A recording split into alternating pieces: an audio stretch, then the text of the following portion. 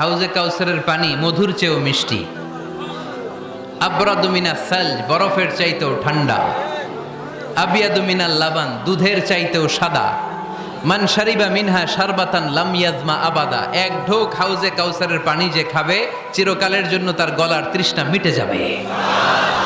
ওই হাউজে কাউসার বিশ্বনবীকে দিয়ে বিশ্বনবীর মর্যাদা বাড়িয়েছে কে? আবার আল্লাহ বললেন, নবী, পৃথিবীর অনেক নবীকে আমি নৈতিক বিজয় দান করেছি, কিন্তু সবাইকে আমি রাজনৈতিক বিজয় দান করি নাই।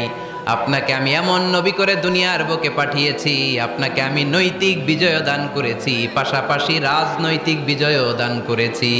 সুবহানাল্লাহ।